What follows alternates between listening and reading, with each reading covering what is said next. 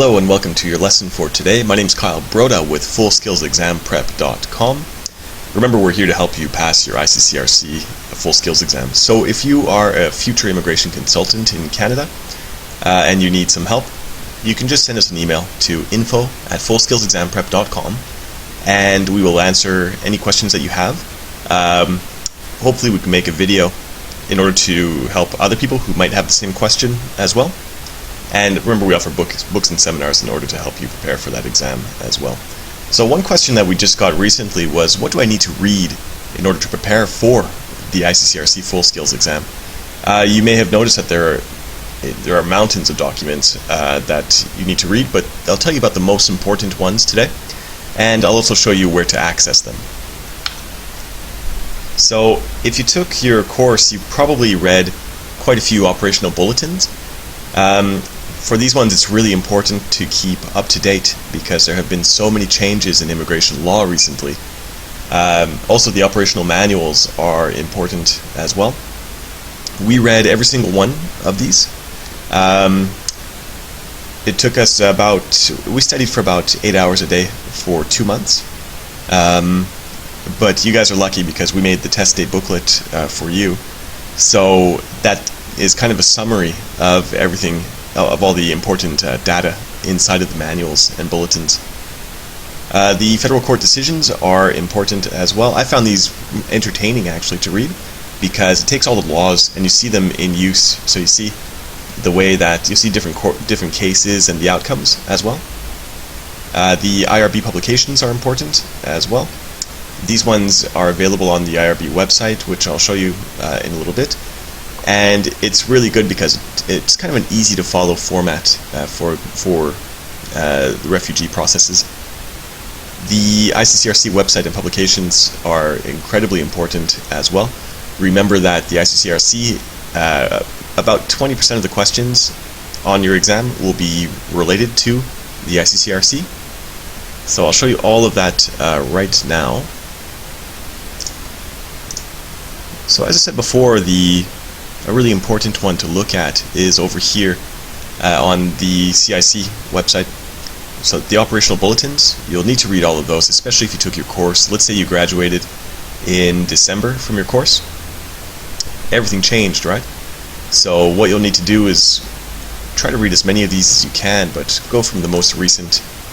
So 2013, we have the international experience class already. This is included in our test day book as well, but everything changes, so remember to keep yourself updated on all of these.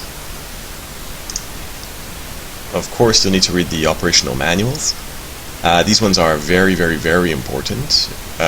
All you have to do is you'll need to read all of these. Each one of these are important if you have time. If you don't have time, you can just do the sample questions that we offer, and with the test day booklet you should be fine. But let's take a look at, for example, OP8, which I'm sure you read if you took the immigration course.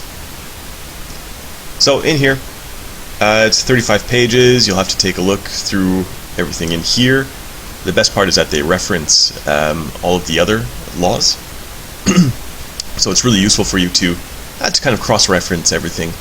And remember, the more times that you repeat it, the more times that you get knowledge of these, it will help you in the exam as well, right? It'll just cement the knowledge that you already have. Okay, so what we did, because all of these things here, as you can see, even in the OPs, there are quite a few manuals to read. So I've got a really good tip for you. What we did was we downloaded all of them, and then you can go to this website over here called Canada Copy, canadacopy.com. They're a local Canadian company, and basically you can order the black and white copies over here. It cost us, I think it was about 2,000 pages, and it cost me about $90 to get everything printed and delivered, which is pretty good because it's really difficult to look at a computer screen for 5 hours at a time. And also you want to write little notes on the manuals as well as you're reading them. Okay, so the next one over here is the federal court. So this is a great website. It's decisions.fct iccrc-cf.gc.ca. And I'll put up a link for you guys as well, so you can just click on it. What I did was I set my home page to this, and every day when I would open my computer to read my email or something like that, or work, I would just go to this website and I would read maybe 5 or 10 cases instead of reading the news. So the important part in these as well is to look for the ones that say IM in front, IMM. Those are all of the ones regarding immigration. And then also check out over here, because this one is para si Canada, so para contre Canada, avec citoyenneté et immigration. These ones are French. If you're taking your exam in English, it's not really worth it for you to study in French. All these other ones are in English, because remember that you can choose to have your hearing in English or French, right? Okay, so set your homepage to this one here. Remember to start on the most recent ones, 2013, and this will give you a great perspective of the new laws and how they're working in the courts as well. Okay, this one is the IRB website. Remember, everything changed in the refugee immigration system here, so it's really important for you to take a look at this website. It makes everything really clear and concise as well.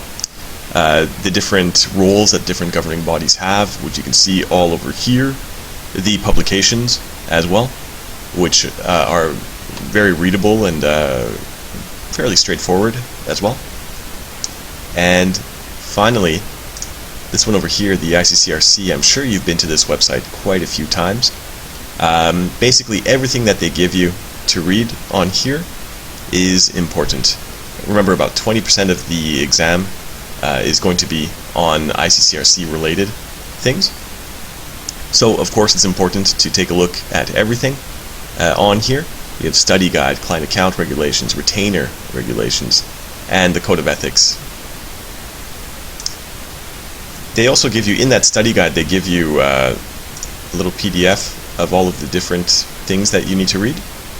Yeah, these ones are important, not just for your exam, but also when you start working as an immigration consultant. So be sure to take a look at this, even though in your course you probably looked at about half of these. They also give you some exam simulation questions, which is good, except they don't give you the answers, right? The style of the questions that they give you as well, it's the exact same as on the exam. They give you 10. Remember, at our website at fullskillsexamprep.com, we have 300 for you. And remember, we give you the answers, of course, and we also give you the topic as well.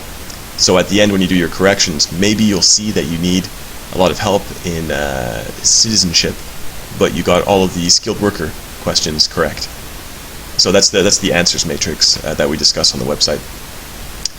Okay, so in conclusion, you'll need to read all of those things. If you have any questions or anything like that, remember, you can always get a hold of us over here at fullskillsexamprep.com.